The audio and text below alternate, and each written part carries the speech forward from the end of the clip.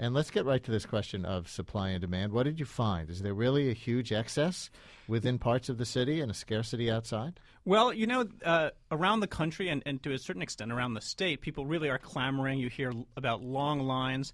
And in the city, they just really haven't been. They started out doing it in elementary schools. They sent kids home with consent forms. Most of them came back without them signed. Parents just didn't want their kids taking them. Then they started these weekend clinics for older kids, middle and high school kids, as you mentioned. A very small number of these around the city on weekends. And again, a fair amount of silence. So you have in the city about a million-plus doses that have been handed out to schools, to hospitals, to clinics, to private doctors' offices, and you have really about 18% of those taken, about 92% untaken, 180-plus thousand. So there is a lot in the city. Meanwhile, upstate, they're getting hit pretty hard by requests for it. So let's try to make a match right now, because here's the first post on our webpage for this. Fern from Manhattan says, my daughter goes to a private school where flu shots were promised for K through 6, then made available to K through 5 only after we had already filled out the forms with all our personal information. Not only can we not get flu shots from our own pediatrician, all the clinics we were told to go to say they are out. The story you're running about the surplus has not been my experience. Well, first of all, we should clarify there's seasonal flu vaccine and there's H1N1 flu vaccine. The seasonal flu vaccine generally has had more uniformly intense demand. People really seem to want that.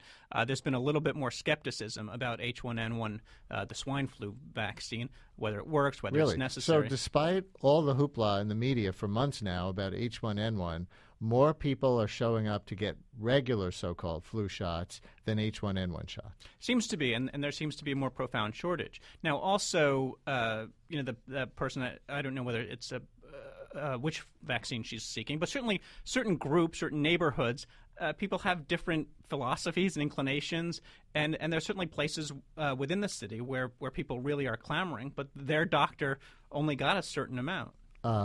We can't tell from that post, I should say, whether it was H1N1 or regular flu that particular mother was looking for. So let's get that outside the city perspective now with Dr. Sarah Kenmore, a partner at Westchester Pediatrics in Hartsdale.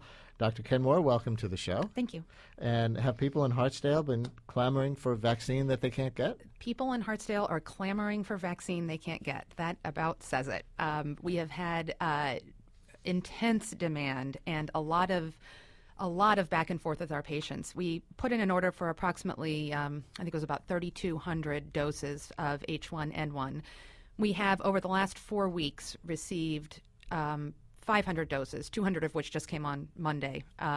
So until Monday midday, we had only received 300, 200 of which were allocated for babies. Another 100 were missed for kids over 3. So this gets a little complicated, but flu mist is a live vaccine that you cannot give to most high-risk individuals. So all of our high-risk kids over 3 were entirely unvaccinated until Monday, when we received some 200 doses of the injectable. So you can imagine it was very difficult to explain to those parents why we were unable to help them. And, we're in the position of asking them to take their very impaired children down to New York City to wait in line at a public health clinic to get their vaccine when we're their private pediatrician around the corner. So what kind of discussion did you have with the Department of Health about how much supply you would receive, and did you protest what you got?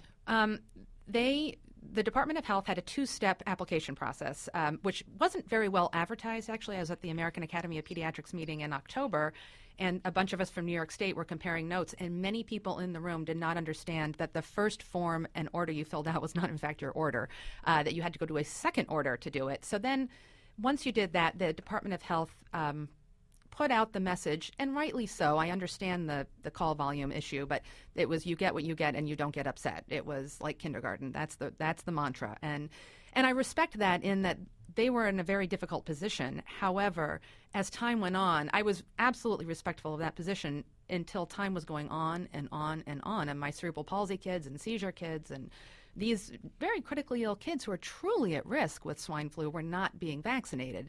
Then I think we were owed a little more of an explanation, and we were still not getting that. So that's where the frustration came in. And listeners, if you want to call in with your H1N1 vaccine mismatch stories or any questions about the vaccination situation, 212-433 WNYC, 433-9692. We have about 10 minutes for your calls, 212-433-9692. If you get them in right away, maybe high school students who have decided not to get the vaccine, if you're playing hooky from school and listening to the radio, or any doctors who are reluctant to give the vaccine for one reason or another, call in and tell us why you're discouraging your patients from getting the swine flu shot, 212-433-9692. And Fred Mogul, there are some doctors like that, aren't there? There are a handful.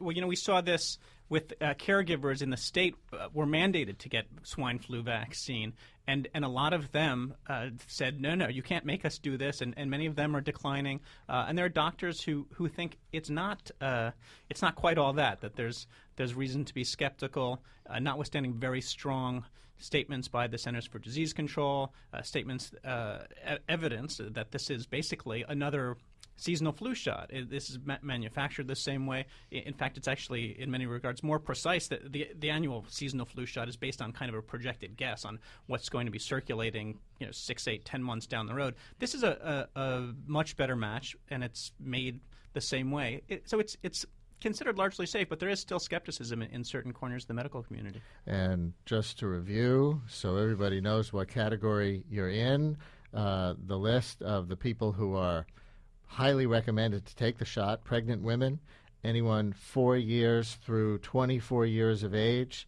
also people 25 to 64 who have underlying health conditions that increase the risk of severe illness or complications like asthma, diabetes, chronic heart and lung conditions, kidney failure or weakened immune system, or anyone who lives with or cares for children less than 6 months old.